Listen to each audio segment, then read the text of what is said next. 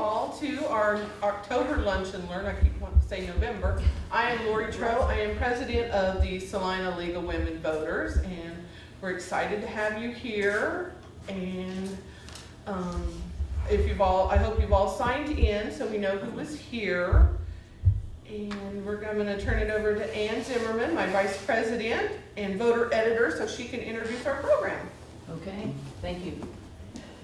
Well, first of all, let me apologize because we have no cookies today. Oh. But the coffee is ready, so if anyone wants to get up and get some, we can even bring you some if you want it. But if you want to go to our website, we have cookies there. just down there. No, we don't. But that's a new thing we'll work on.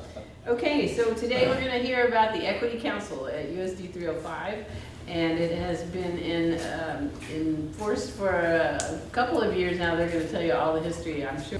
Well, thank you for allowing us to present on the Equity Council today. Joe and I have been part of this since the very beginning, and so we have enjoyed our time and enjoyed it so much that we've continued into the second year of the council. But basically, just to kind of give you some updates, is that the definition of our council is as a collaborative group focused on leading and facilitating efforts to provide students and staff with equitable experiences. And so really when we looked at the Equity Council and kind of how it came about, oftentimes in school districts you have opportunities in the sense of events that may happen and looking at what's happening at your schools, how can we better serve students, how can we better serve the community, and what kinds of conversations need to be taking place. And with this forever changing world, one of the conversations that needed to take place was the conversation about equity and making sure that as we make decisions in a school district, it's about, are we meeting the needs of all students and meeting the needs of those students academically, but also meeting the needs of those students in an environment that feels enriching and supportive and welcoming. And so that's really kind of what got the Equity Council started and where we began and getting some feedback and some information from the schools and also from the community. It started our journey. Yes. Joe, if you want to add anything in there. Hi, thank you, and thanks for having us here. It's a very important subject that as a community we need to discuss. That our students are very important to us. They are our future. There's things that go on. When Shannon asked me about doing this, I was like, I don't know. Yes, I'll do, I can. I myself wrote down just, a few things that during the Equity Council or during our meetings, we came up with a lot of things, a lot of data that was very impressive and some disturbing. However, our main goal is to see that students get equal balance in being developed in school, from the teachers to the families. And my point, it's not a race thing. Some people in the beginning thought this was solely a race issue. This is definitely not a race issue. This is a student issue. This is a community issue. This is a school issue. Those things together make our future, make the community. I believe families need to be more involved with their students and their teachers. Teachers to students. I wrote this down because I happened to go to a play about a week and a half ago at the Central Auditorium. And it was the first time I was in the building since they had done the remodeling. And I was very, very impressed. And the first thing that hit my mind, I know the community and the state hadn't put money into this building for it not to be a successful adventure for the people who go there, the faculty, the students, and everyone involved. I also was able to see a piece of paper was hanging up on a wall, which was one of my pet peeves about the teachers and students being more involved with one another. Because doing some of our data, we found out that there's a widening gap between students and teachers in our schools today. And that was very disturbing. And that doesn't need to be, that gap needs to be as tight as it can be, because that's the important thing.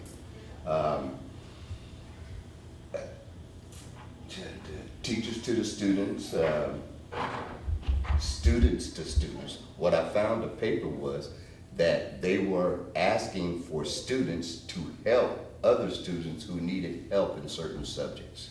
That is a giant step. That is my students to students. Families to students. The families need to be involved with the parents need to be involved with their children while they're in school. Good, bad, indifferent, it doesn't matter. They need to be involved. The PTO now, that needs to be a very strong organization to help the students. I believe if the students feel that their parents care and the teachers care and other students care, then those students who sometimes struggle and who do struggle will care. But if they don't have that feeling that no one cares, then they're not gonna care and they're gonna be the ones who suffer. Families, teachers, and the rest of the staff need to be involved. And as I was speaking with Shannon just a while ago before we started, there was a kind of a grave concern to me was there's an issue, there's a gender issue here. And during the females in our schools, there's a rising rate of them sort of dropping out or not being in school, which leads to a rising crime rate within our community as far as females are concerned. And I did a little looking myself, and it's kind of, from some of the states that I viewed, it's kind of probably all over the nation, you know? And I'm sure, and being, you know, part of the League of Women's Voters, you know, there have been struggles, you know, for women in our society, just as, you know, other minorities in our society. Not that women are minorities, because I believe there are more women on this planet than there are men now. You gotta be careful, because I think we're in. That's what I'm saying, there are more women, so you can't, you know, you're not a minority. But, you know, there is a rise in inappropriate behaviors and dropping out of school and not caring about education somewhat. And that's just totally in my speaking to students, because I do a lot of that. I talk to them firsthand. You know, I visit the ball games, and I'm involved in theater where a lot of the students are and things like that. So I ask them firsthand, what's going on at your school?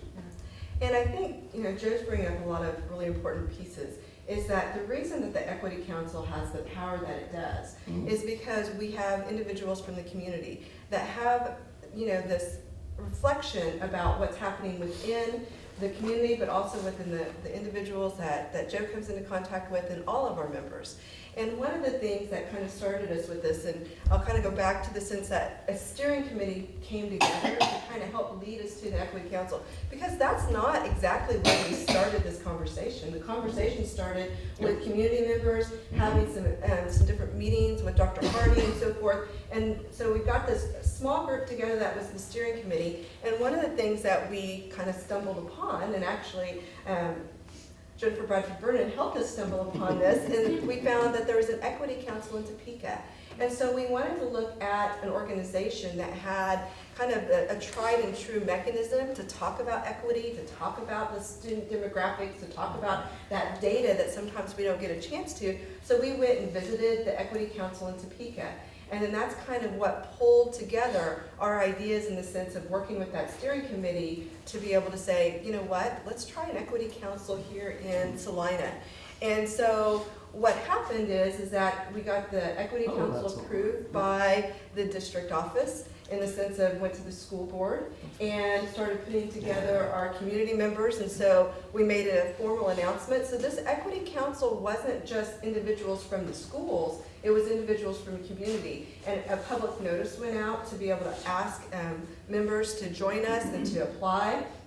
And so all of our at-large members are people that have applied for this position that feel very passionate, like Joe does, on how to support our students and how to support our families and schools. And so we went through this full process of getting our membership, but I kind of wanted to give you a picture of Equity Council while Joe and I are talking about it today. But basically there's 3 district planners to that Equity Council: the superintendent, the current superintendent. I'm part of that planning process, and so is Jennifer Bradford Vernon, who's here in the audience today. We have a Board of Education member. We have 14 building representatives and 1 NEA representative, 4 students, so 2 from Central, 2 from South High School, and then 14 at-large members that are coming from our community. And so that is our council. Now, we probably have to admit that we've never gotten every single one of these people to the same meeting at the same time. But we appreciate the voices that are there and, you know, take full advantage of those voices when they're in the room. And so I wanted to show this picture of our very first meeting. Oh, yes. And so Joe, do you want to kind of tell us about why are we in that circle? We were introducing ourselves to one another and finding out who are we and what are we doing here and what are our concerns and things like that. And it was really quite interesting to hear some of the people and where they came from and what they were doing with their lives and how they're doing with their lives and things like that. So it was really good. Yep. So this was probably our best attendance as well. That first meeting. So we try to have a circle activity in many of our meetings to where either at the beginning of the meeting or at the end of the meeting, we just are able to kind of build community within the council. Because as we move together, there's going to be lots of conversations that we're going to have, Yes. and some will be debated. We've already had some debates kind of as we move forward. And having that circle and building community within this council is really important to us, because we want to make sure that we can have those very vibrant and very honest and sometimes eye-opening conversations. One of the things, and Joe kind of talked about a little bit, is the fact that we talk about equality and also equity. And so when we talk about this council, it is defined as an equity council. Because I think sometimes we think about things as being equality, but in reality, there are many times when having things equal really isn't what we need. We need it to be a way to meet everybody's opportunities and give them the supports and the structures that they need. And sometimes that may not mean that everybody gets exactly the same. And so looking at it from that lens of equity instead of equality has been really important. Yes. You wanna... Equity, a level playing field for each student and their teachers and the things that they learn and their progress in the school system. If they're being shunned or bullied and things of that sort, those are things that don't need to be in our system. And we need to address those when they happen. But for them to have that in the beginning is the first step. Now, the other major step is we can level the playing field as a school, as parents, as students, as the staff. We can level the playing field, but getting the players to play on the field is the key. How do we get the students to understand that this is your life right here? This is the beginning of your life. And so when we think about, that talking about equity and talking about equality, some of the things that we have a set of bylaws in the Equity Council, and so we kind of modeled those bylaws after the Topeka Council, and actually we're going through a process right now where we're updating and modifying those bylaws just a little bit. But the fact that what this council is doing is helping us look at kind of exploring those tougher conversations. Yes. How do we make those connections with students?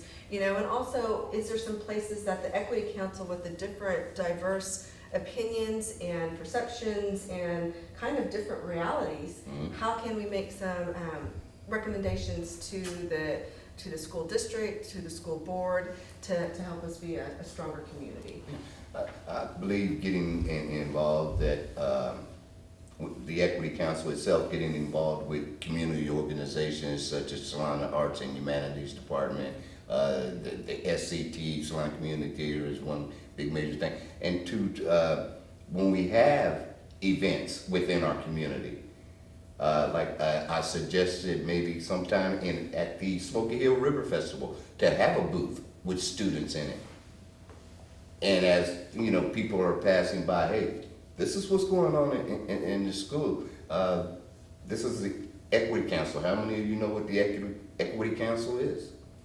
And things of that sort, to get the community more involved, to get the parents more involved, so that everyone is together. And I'm sure everybody's gonna be watching it on TV too, right? Uh-oh.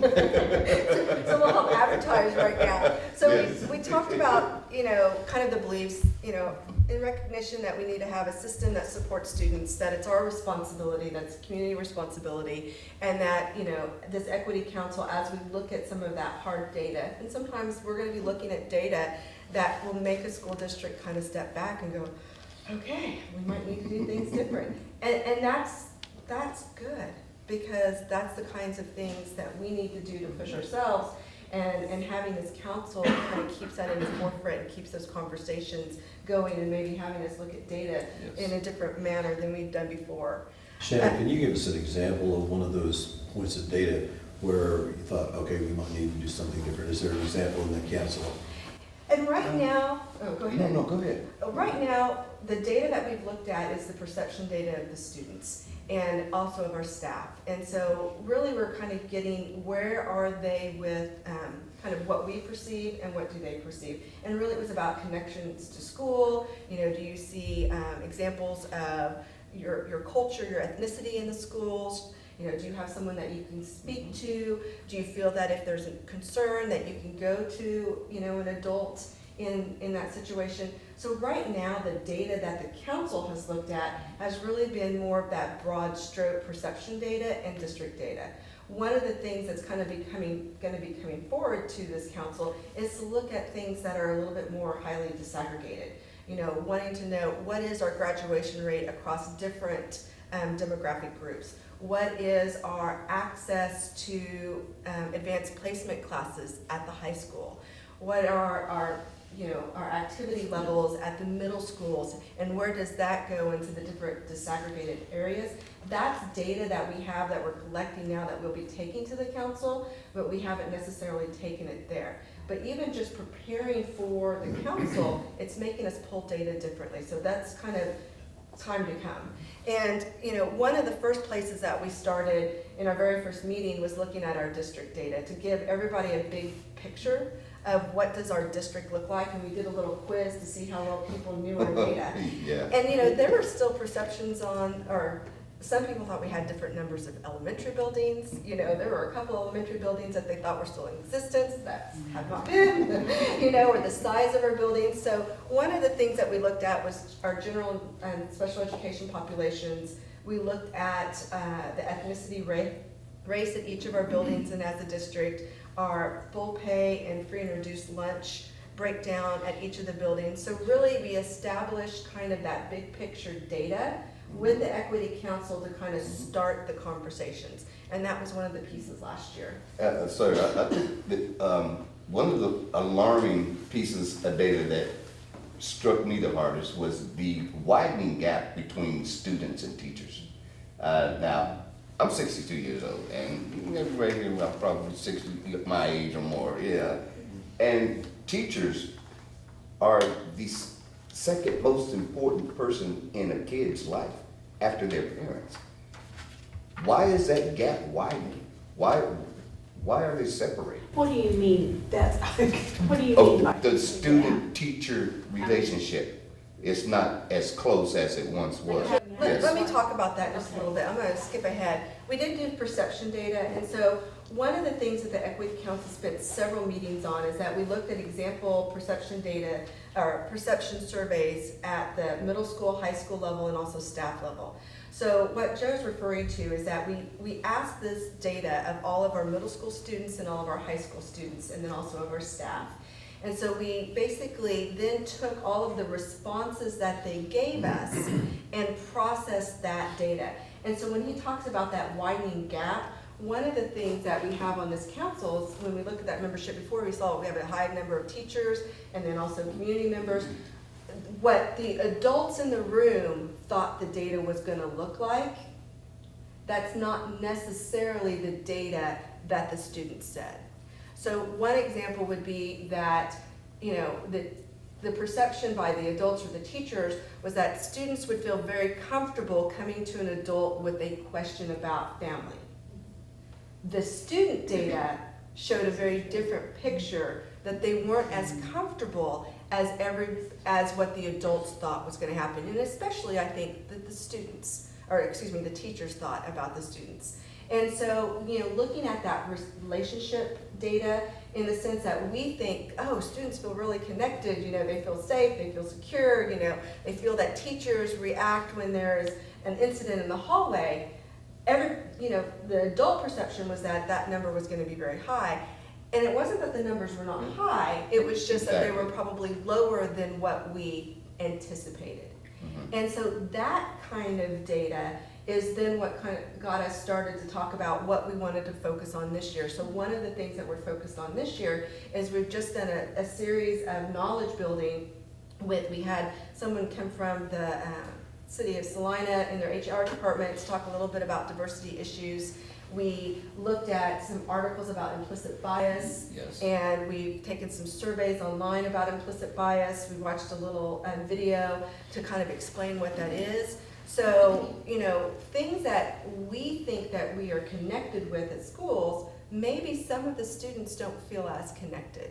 And maybe some of that is just because of our own interactions and what we bring to the table as adults. And so that data then started us to look at some of the research that's out there. And to be honest with you, I think we've just kind of scratched the surface. We've just looked at a few articles, and part of this council's goal this year is to say, is there materials out there that we think, or training that's out there that we think would be good for our teachers? And so they're kind of that first vetting to say, yeah, this feels like something that is answering our questions or giving us insight. How would you then take it into the schools? So the Equity Council isn't necessarily developing the training, but what they're saying is these are good resources to use as the schools develop that training. Yes. Would I speak to that okay? Oh, or yes. do I add to it? No, that's fine, it's perfect. Can I just, so I think I'm getting this right, that student reluctance to come to teachers was that, I think I'm hearing that it was because of their sense that there might be implicit bias on the part of the teacher, diversity-wise. Am I hearing You know, that? we know that one of the things that can affect the relationship with students in schools or decisions that are made, one of the things that affects that could be implicit bias. So that's one of the areas that we're looking at. We didn't dive deep enough into those individual student questions to be able to kind of jump to that specifically. What we did find from that student information is that there should be we need to be thinking about how are we building relationships with all students. Are we giving them the opportunities to work with teachers that are bringing in their culture, that are bringing in the things that students care about, not just race, but like you said, gender, sexual identity. When we think about, rich, poor, that was one of the, the socioeconomic status, that was one of the questions that we asked students, and there was a very high perception of the haves and the have-nots, kind of those things that have probably been there since we've been in school. And so the student data that we were looking at really is to kind of open the door for us to say, here's some things that the data is telling us. Are there things that we can do in our practice, in our own knowledge, to help combat those aspects? Did you find that gap at the high school level and the middle school At and elementary? We did not Didn't do elementary. survey elementary. Okay. We stayed at the middle school and the Yes. high school. The gap was about the same. Mhm. We asked basically the same questions at both the middle school and the high school with a little bit of variation. And what we found is it very much mimicked. We also broke that down and looked at it just in a disaggregated aspect. We looked at gender, we looked at grade level, we looked at race, ethnicity. And so we did look at some different ways to see how that data, kind of our different student bodies. And those are those pieces that we're going to be building on as we move forward. Because there was a difference between some of those demographics. You know, what was the perception of white students? What was the perception of non-white students? And those perceptions were different. And so not markedly so. And I think some individuals expected it to be a wider gap. They were much closer. What we found is probably that students, you know, have a level of disconnect no matter what age, no matter what gender, no matter what disaggregated group you put them. Disaggregated would basically be meaning that instead of just taking all of our data in one big group, we divide it out into categories. So we can compare the white students and the non-white students. We can compare the answers of the males to the females. We could look at what does the perception of ninth graders look like compared to the perception of 12th graders. And so those were the things that we broke the data down. And so just to kind of, so we had the different perception data. Let me just kind of show back to, you know, one of the things when we looked at our district data, what was very important to the council is that it wasn't just, you know, the educators in the room leading the conversations or looking at the data and saying, here's the data, here's what you need to, you know, to think from this data. It was really about having everybody in the room look at the data, talk in groups, you know, break it down, have conversations. And so we really try to develop ways for that. When we looked at the surveys and the design of the surveys, everybody on the council that was there, they looked at each and every question and they said, okay, here's how you should word these questions, here's how we, you know, throw this question out, this is a question that we didn't ask. So it was really a process of a couple different sessions where we looked at that. You know, and after we gave the survey and we looked at our data, we go, oh, did that survey question really ask what we wanted it to ask? So some of these we're going to go back in, and like your question earlier was, why is that data that way? That's probably going to be a follow-up question that we do with the next survey, to break it down, to look at kind of the nuances of why would a student say that, and what are the things that we can control and maybe help with. And so, you know, when we look at, you know, our groups, they work together. We presented the graphs. Each question was graphed. We looked at big picture first, to where we looked at the whole school, all high school students, all middle school students, all staff. And then the next time we brought it in, we broke it down into male, female. We broke it down into some of the other groups. So that way we kind of looked at big picture and then narrowed it down and looked at those same questions again, but just looked at it graphed in different formats. Yeah. And I don't know if you want to respond to any of that. And so we didn't have that many meetings. and so, you know, this is a big, big task. Just developing those surveys, providing those surveys to the students, which happened in January, and then getting that data back to break it down, to look at it, and to kind of think it through. That kind of is where our year ended. And so then we made a little bit of a shift. We now have a new superintendent who very much supports Equity Council and has done a brilliant job stepping in to the helm of this and working with us and really taking us deeper and kind of that natural next step we needed to go to. And so right now we're at knowledge building. You know, like I said earlier, we had individuals come in from outside organizations. You know, at the end of the month, we're taking a couple of our council members to go to culturally proficient workshop to kind of see if we can get some ideas about that. We've brought in articles. And so now it's that knowledge building, because what we found as a council is that we want to know more about what do we need to know to be able to help each other understand how to make those stronger connections and create that a school system that is more equitable. Yes. And so training development, they're giving us feedback. Everything that we've brought to the council, they then give us information back to say, yep, that's right on, or you know what, I don't think I would go there with teachers. This is a better article. You know, this is what we felt from this. So, you know, trying to get information from the different groups. Exactly. And some of the pamphlets that Ms. Exline has given us have been about bias and things like that. And there were some things in there that, wow, is this true? You know, and it's almost like going to school again. It's so much good information in order for us to try to help the student population and the teachers and things like that. So it's a very good thing, and Mrs. Exline is really going really forward on that, really forward and really strong. Yes. Yeah, and we're really excited Yeah. because it's this natural progression that needed to take place, and so we kind of laid the groundwork. We got some perception from the staff and from students, and then now how do we go forward with that? And the best way is to build our own knowledge, and then also how can we start putting things into the school system a little bit at a time.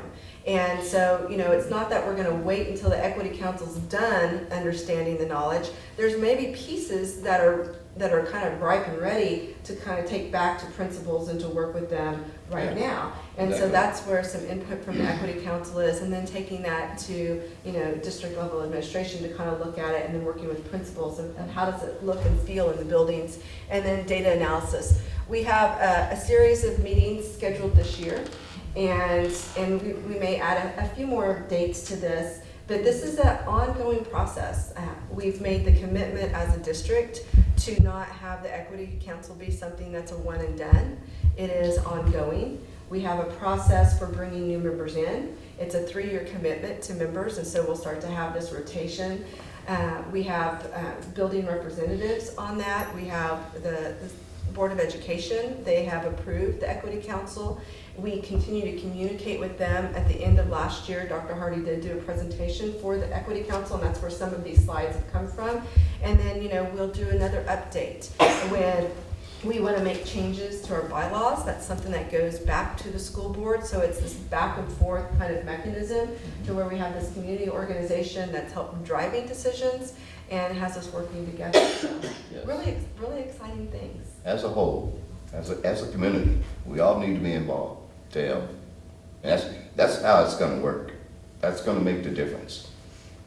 To show the students that we care. I care about you 5 years from now, not today. I care about you 10 years from now. And what's really exciting is that there's a couple members that, their kids are in our schools. They, went to our schools. And so the buy-in from the council members is just truly remarkable in the sense that they're giving their time to us. And we're gonna be having some tough conversations. We had a meeting to where not everybody was in agreement of the discussion and how to move forward. And we're developing this community within ourselves to be able to have those kinds of hard discussions and work forward. Because if we can't work forward as a council, then how would we be able to do that as a district? And you go take these little tests, and you get to, it's some of them about religion, some of them about race, some of them about There's youth age, there's age, yeah, there's weight, about, weight, that's there's, one of them. There's a whole bunch of like 6 or 8 or 10. All Yeah. kinds of And you things. get to see how you come out, and it's very revealing. Yeah, What was the second part of that? Could you say it again, Implicit. please? Implicit, IMPLICIT, Yeah, Harvard, okay. So edu. the things that are happening in Equity Council really are trickling into how we're discussing things as a development team within our district. And what does this look like? Because the reality is that we all bring our own selves to that classroom and to our schools. And our students do that, our parents do that, our teachers do that. And if we develop that culture and that understanding and that level of, we may disagree, we may agree, but here's how we function as a society and as a community, that's the power to Equity Council. And It gives you a feeling, those tests gives you a feeling once you see the results. I thought I knew me. If you're honest and truthful with those questions, and you get back the result. Really? And like I say, I thought I knew me, so they're really revealing, and again, as Shannon was saying, it gives you the opportunity that gives you more incentive to help. Because you just found out something about yourself that's going to give you more incentive to help someone else. I was part of a group that met after Chloe Gillard had her article, in the pylon at Central High School, which of course was the initiating event for eventually the Equity Council being formed. And part of what we talked about was being able to have some sort of unifying speaker or someone to call attention to and point to some of the biases that are there, and a call to people to understand that. And the second point is that we worked, another group did, to bring in a film at Central High School. We had 3 students in attendance. And I'm well aware that part of that is that each building has its own culture, and all students that are likely to come, at least, it seems to have really busy schedules. So I know it's difficult to do that, but it would seem to me, and this is one of the things we talked about for Central High School, and it's a bigger issue for the district, but is to have some speaker on the issue of race, on the issue of gender diversity, on the, whatever the topic, and that every school, middle school, high school, would have that speaker in attendance. And I know that's huge scheduling, you interfere with each building's schedule. Has that been talked about? Where those things lie within those individual buildings and how they're putting those things forward has really been a building decision. The Equity Council really kind of looked at it from the perspective of, it's not about that one singleton event, it's about how do we develop a mechanism within our district to look at that. And so I can't speak to specifically who they decided was to come in and how they were tackling that from, a Central High School or a South High School or middle school perspective.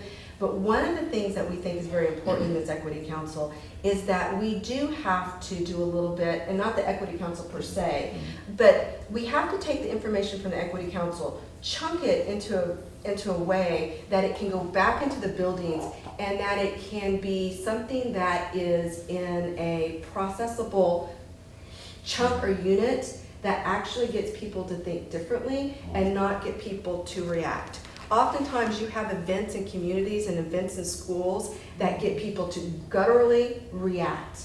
And when you do that, sometimes everything up here stops. And that's the thing that I think that is important about an Equity Council, is because all of the people that are talking in that Equity Council are talking from the brain and from the knowledge and from the things that they believe in. Not that we don't have things in our guts that are making us react, but it's in a little bit of a different form. So I know that what was happening at the buildings was much more, they needed to breathe and they needed to do some things within those buildings. Circles are something that many of the buildings have in them now, with working within their advisory groups. And I do know that they've tried to create specific kinds of dialogue within the school to address some of those hard issues. But these are hard issues. And these issues will take time for us to look at and to work through. It just seems to me that the Equity Council, in some respects, might as well not exist unless it sets a tone for the district. And one way to do that is to have that kind of an event. Yes, people may react, but it also fosters, hopefully, thought and discussion. And yes, you're right, coordinating that with buildings is difficult. But that's, I think, the work of the council. One of the things that we already looked at were some very specific articles that need to go back to the buildings. And so we're starting to develop that plan of how does it go back to the building. So how do you get things to move forward is that you take it and you say, okay, here is the expectation. And I do believe that the expectation is coming from some of that work that we're doing. The expectation in the sense of this is a topic that is worth the time and the energy of the staff and the administration of that school district, of that building. So those things are moving forward. As a council in this of itself, a lot of that detail has not been talked about at the council level. So Shannon, how many years has the Equity Council in Topeka been in existence? The Equity Council in Topeka, I think, has been in existence at least since Dr. Anderson was there, and so I'm thinking that's about 5 years. 5 years, okay. Yeah. Because I will just put a plug in. One of the things that you're saying that I really like is that you're envisioning this as an ongoing process. With people, 3-year term, whatever it is, and then new people coming in. Because I think the magnitude, the depth of what you're doing requires that. So I'm really pleased to hear that that's in the planning, and support that. Yes, and to have a new superintendent come in and from very day one, just basically said, okay, I want to know everything that this equity council has done. And went in there, looked at the data, looked at the surveys, looked at the, the process that we had gone through. And this wasn't something like, oh, well, we're going to put this on a shelf because it wasn't, mine. Or it wasn't, I didn't start this. That's not what it was about. Equity Council is good for Salina Public Schools. It's good for the Salina community. And so Equity Council can't be something that is, like I said, a one and done. This is a long process, and having our meetings and to be going over step by step. And are we going to get to points where we do need to have more difficult conversations? Absolutely yes. And I think one of the things that will start to drive some of those conversations later is some of that data where we're going and we're looking at, okay, now we have this base knowledge of some of the things that may drive some of the bias, some of the decisions that staff may make. Well, do we have practices in our school district that may actually support that? Or are they barriers to other students being able to access?